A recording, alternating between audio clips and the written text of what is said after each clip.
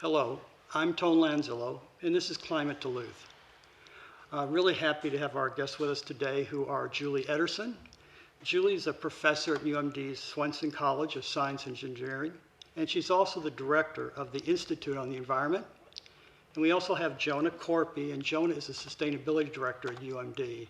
It's really great to have you both here today. Thank you so much for inviting us. Why don't we start with this event that's coming up in October? If you could tell us maybe how the idea came about and what the plans are for this event coming up. Okay, I'll start, Jonna.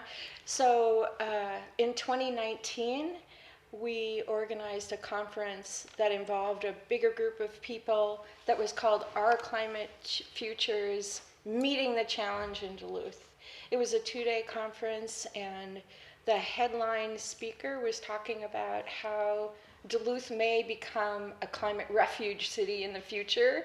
Our climate is amenable. It's going to still be pleasant even when the rest of the country is baking. And that conference just got a lot of media attention. It was in the New York Times, and we decided after the pandemic had subsided, right, that it was time to do another one. And so this is sort of part 2. It's called Our Climate Futures, Equity and Inclusion at the Center. And the reason that we chose that theme is that many of the people that are suffering the greatest consequences of climate change are not actually the ones that are contributing most to the problem. In particular, young people who will suffer the consequences of climate change, indigenous people, low-income people, other ethnic and racial minorities. And so we wanted to think about, in our community, who is going to suffer the consequences of climate change and what can we do about it? And hopefully by the end of the conference, we will have identified new pathways forward to finding solutions to the climate change issues that are inevitably going to affect our city. Mm-hmm. Yeah. I'm familiar with, I think it's the 2018 Climate Vulnerability Report, and had an opportunity to meet and talk to, I think it's Ted Redmond, who's one of the writers, and I hear he's going to be one of the speakers. That's correct. We are kicking off the conference with, first at the most local level, our chancellor, interim chancellor, Dave McMillan, is going to talk about the Duluth Campus Climate Action Plan, right, that will be approved by the Board of Regents by the time the conference starts. And then we will look at what that 2018 climate vulnerability assessment for the city of Duluth said, and how it's changed, right, since 2018 when it was first published. And then we're going to have people from the city of Duluth talking about what climate actions they are already taking, and that is like all of Monday morning of the conference. Okay. Really thinking about how the vulnerabilities of our community are being addressed at the campus and the community level. Okay. Okay. I was going to ask Jonna, besides Ted, what are some of the other speakers or activities you're planning for that event? Yeah, so we have an interesting mix of, I would say, community panels where we've got experts from community, campus, and different folks coming to talk about really key issues, housing being one of them, and also accessing clean energy is going to be another panel that we're going to talk about. And then also having some different pathways for people to engage in climate conversation, because one thing we know about climate is that we don't talk about it enough. People maybe feel uncomfortable, or it's something that they don't want to maybe spark off a political conversation, but in reality, like, climate change is happening, it's real, we can do stuff about it still. So we want people to be comfortable having those conversations.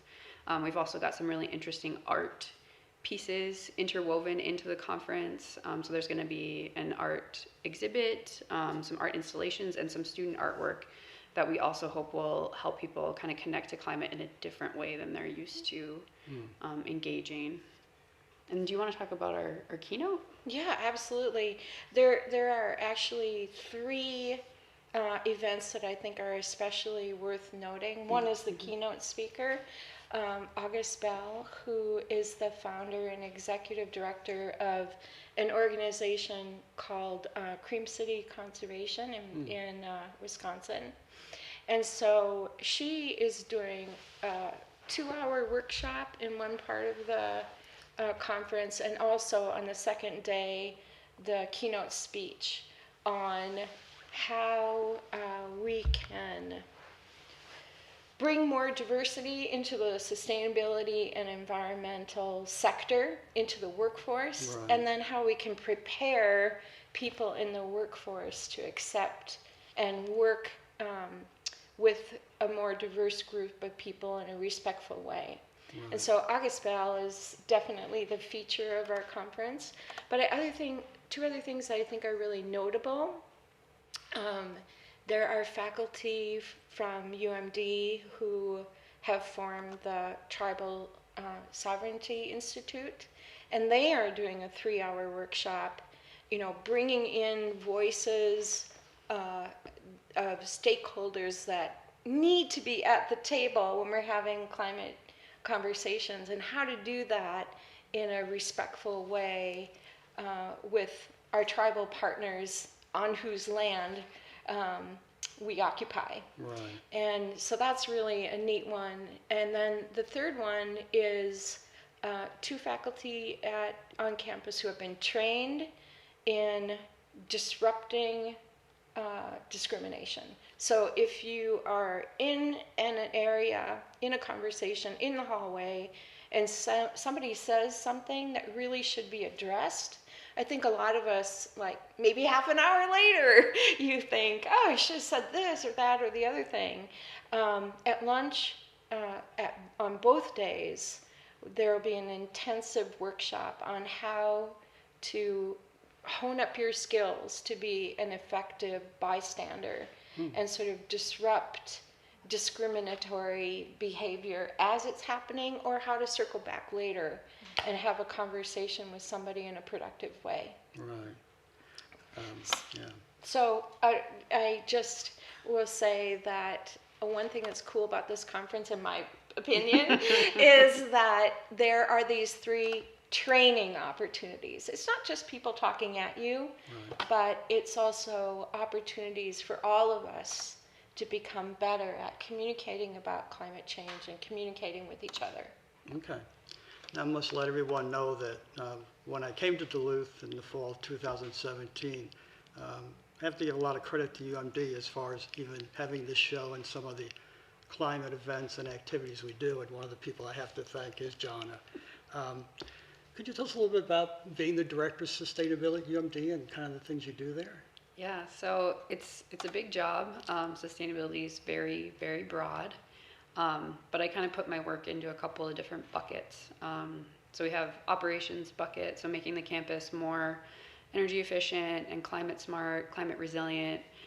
How do we adapt campus to projected climate impacts, things like that. So that's what we're working on with our new climate action plan. Our office also works a lot with student engagement, and so we have a coordinator who's working very actively with student leaders, student groups on campus, students in different courses, so that how do they integrate sustainability into their work, and how do they get equipped with tools for not only their professional lives in working on climate issues or sustainability issues, but also how do you develop positive habits that will carry you further into life that are more sustainable rather than maybe what is more traditional habits. So that's one of the other big bucket. And then the third bucket is education. So how do we incorporate sustainability into the curriculum? How do we get faculty members who are teaching courses to really touch on sustainability topics and areas so that we're reaching more students and they're coming out of UMD with a more holistic sustainability literacy when they graduate. So those are my big things. Okay, I know it keeps you busy. Yeah, yes it does. And for you, Julie, could you tell us a little bit about the Institute? Absolutely. First, I'll say I'm just the director of the Institute on the Environment Hub at UMD. The main organization is on the Twin Cities campus. Okay. But we are trying to find ways to permit people and the planet to live sustainably together. I would say that's like the major theme of the organization. And our hub on the Duluth campus has about 30 faculty members who have just really committed to action around sustainability and also cultivating conversations across disciplines to try to find solutions to all of the sustainability issues. We kind of use the UN Sustainable Development Goals as an organizing principle. And so that includes not just environmental sustainability, but social, economic, political aspects of sustainability. And so we fulfill our mission primarily by holding events like this conference, but also there are events on a monthly basis where speakers are either brought in or panels of faculty are brought together to have conversations and try to stimulate new ideas and new, grant proposals and actions on their part. We also try to bring these ideas into the classroom. And so for the last couple of years, we've offered to aggregate specialized panels of specialists for webinars that students watch in their classroom. So faculty say, well, I would like to have a webinar on clean water in Duluth. And so we organize speakers, and then they watch the panel and interact with the panelists in the classroom. We also we have built, I think probably our most powerful thing is a sustainability portal. It has all the faculty that are doing sustainability work on campus, all of the courses that students can take with the sustainability theme, and all the projects that are going on. And so on a single website, and all the community organizations, I should also mention. So at a single website, for example, faculty can find each other, students can find faculty, students can find community organizations, and all combinations. Just to sort of stimulate more campus to community engagement and interaction. Wow, it's impressive. For the both of you, when and or where did your interest in the environment and climate change begin? I'm sure there's some interesting stories here. Well, I could start, I guess. I mean, I think it was pretty intrinsic to growing up not far from here, up in Cotton, Minnesota, growing up in the woods, kind of spending a lot of time outside, which is not dissimilar for many folks, I think. But I didn't know that other people didn't have that until I went to college.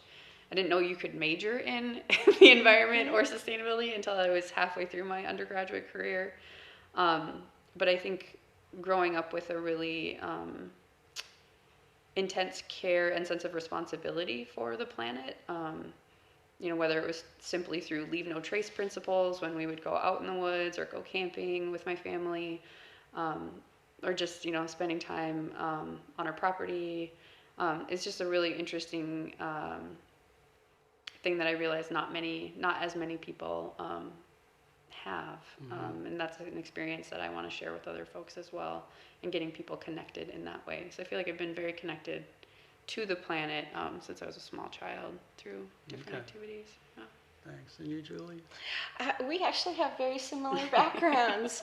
I was born in Little Fork, Minnesota, so way up north. I spent a lot of time in the Boundary Waters as a kid, and my parents who are products of the 60s, taught us that, our local actions have global impacts.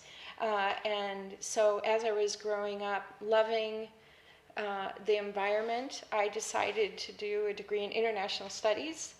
And I was particularly interested in shared spaces, like the atmosphere and the oceans, Okay. how they're regulated, how our cultural lenses influenced governmental policy around those spaces. And I was really interested in oceans at the beginning.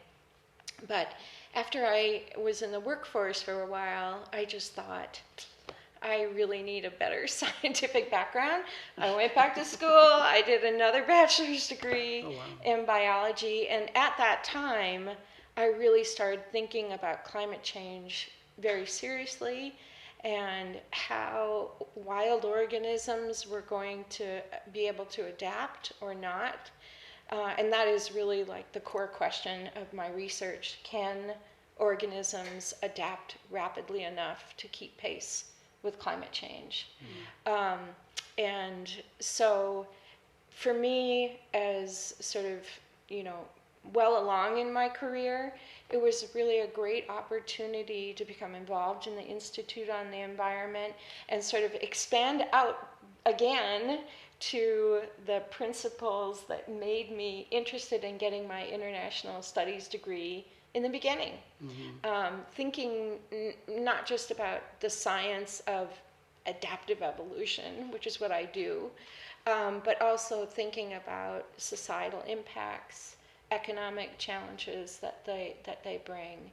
And so I've just been I feel privileged to have had the opportunity to work at the Institute on the Environment, and privileged to have such a great partner at the University of Minnesota-Duluth that I can collaborate with on new initiatives. Right. Now, I know this work can be challenging, whether you're a journalist, scientist, activist. So I'm always interested, what inspires or motivates the both of you, especially in the work that you do? That it is undoubtedly the students. I have always felt very satisfied in creating the spark in a kid's eye, and I used to work with young children, in understanding something about the environment. And I still feel that way now as a college professor, and I feel especially responsible for helping them learn how to contend with the inevitability of climate change.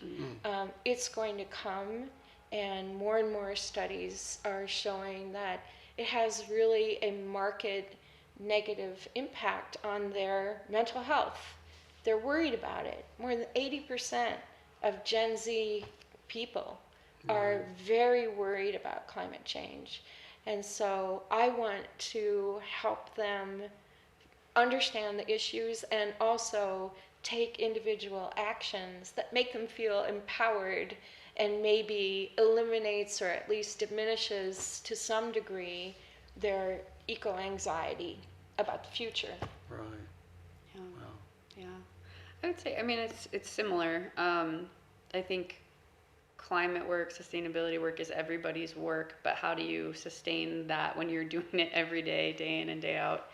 And I think that our students that are coming up, I don't want to heap more responsibility on them because they didn't create this issue. So acknowledging that, I have a role to play, I have a lot of responsibility in trying to work on adaptation and mitigation at a high level. I think Julie feels similarly, but we also have a strong responsibility to train students to face what is coming and how to thrive in a changing world. And so I think, that give and take, it fuels me on a regular basis as much as it drives more motivation to engage and keep working. And students they have such great ideas. And so when you've run out of ideas, you're like, let's just go circle around campus and see what folks are talking about and what they're interested in. So always trying to to push outside a little bit and get out of the, well, I have to work on, we need more solar panels, but really like we also need art, and we need those things that feed our souls. So yes, I think finding those things, they're really abundant on a college campus, which is helpful. Yeah. I appreciate your comments. Besides the mental health challenges, whether it's climate anxiety that you all mentioned, when you look especially at Duluth and Minnesota, what do you think are some of the challenges we are going to be facing in regards to climate change over the next 5, 25 years? Well, I can tell you about the work that I'm doing currently as a college professor to try to mediate some of the negative effects of climate change. When you look at the climate models, it really suggests that for our forests, we are going to lose the boreal species. And I mean, there's already some evidence of that when you're driving up the North Shore and you see a lot of boreal species that are dying back. And in some places, like at Gooseberry Falls, there's not a lot of new, different species entering into the natural environment. And so for quite a while now, I have been thinking about how we can sort of facilitate a gradual transition as boreal species decline, bringing in like more deciduous species, all natives, just from the state of Minnesota, but from a little bit further south. And so that is one of the major projects that I'm working on in collaboration with the Nature Conservancy and the DNR. And really, we're trying to start a movement. And the movement is called Minnesota Million. And our goal is to reforest 1 million acres by the year 2045. Wow. And in order to be able to do that, like the pinch point is that there's only one DNR tree growing nursery in the state of Minnesota, and they're already at max capacity. So we have recruited farmers from about 20 different farms in northeast Minnesota, and we're starting a tree nursery on campus to grow the number of trees that are needed in order to meet the needs of this project, and just get more forests on the ground, because forests, they're like the lungs of the planet. They're taking in CO2 and they're sequestering it in their bodies. Half of a tree is carbon. So the more trees we put on the landscape, the more carbon that we sequester. And students can grow trees, they can plant trees, Right. and that makes them feel empowered to do something about climate change. Wow. Yeah.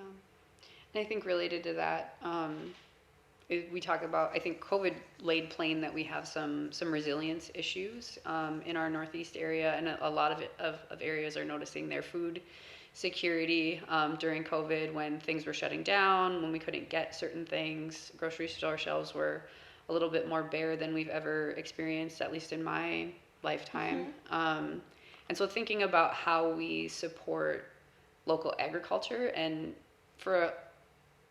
it's a hard place to grow food in our region. Climate change might actually help that a little bit. We might get a little bit of extension in our growing season. But something that my office is also doing is working with the UMD Land Lab, which is a sustainable agriculture space, an experiment space. And we're working with local farmers to find ways to sequester carbon in the soil, which is another really great mitigation strategy for climate change. But then figuring out, when we're doing these mitigation strategies, like adding biochar to the soil, how does that impact the crops that we can grow here, that people like to buy and eat, and how can farmers incorporate that onto their properties? So those are two things that kind of go hand in hand. Okay. I was going to go back to the conference. I think this conference that you're all hosting is so important to Duluth. Who is being invited? Who is welcome to come to the conference? Yeah. Thank you for asking that question.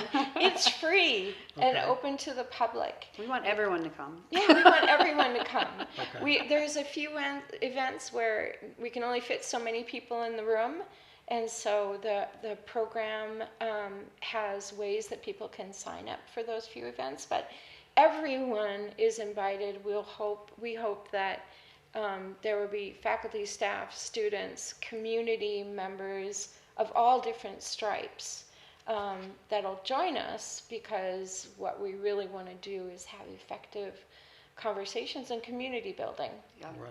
And I would say, like, as much as our conference is really place-based, we really wanted to center it in Duluth and utilize the local expertise and knowledge of not just our staff and our faculty, but our community members, but that the conversations that we'll have are applicable to communities. It's about stakeholders, it's about community building, it's about building connections around community. So we invite people from all over to come as well and, you know, translate what they learn about what we're doing in Duluth to their home communities and to their partnerships and their things that they're working on. So we would love to have a wide variety of people come. Yeah. Okay, cool. And to kind of wrap up, what are your hopes for the future in your jobs, with family, being at UMD? What are your hopes for the future in your work? What do you hope to see happen? Well, I mean, I hope that the work that I do helps pave the way to a more sustainable future for my kids. And, you know, my kids are the same age as the college students that I'm interacting with every day. And so that brings a lot of potency to the work that I do in the classroom and at the Institute. I want people to feel positive about the future. And I hope that actions that I do have some, you know, small impact on making that happen. Yeah, and I would say I'm hopeful that we live in a state that has a very positive legislative climate right now towards climate, and that we can move at the speed that we need to, at least as a state, to make progress on these things. I think that's the key thing, is that we need speed. And so I'm hopeful that we can drive some of that rapid adoption of different mitigation and adaptation strategies, and really, I don't know, Duluth could show off. Like, look at what Duluth is doing for climate. I think we have all the pieces and the bits that we need to bring these folks together and make things happen. So I'm excited for what Duluth could lead on in the next coming years. Cool. Well, I want to thank you both for being here. I appreciate the roles that you play at UMD. And I look forward to seeing you both at the conference in October. So to Duluth, thanks for joining us today. Take care.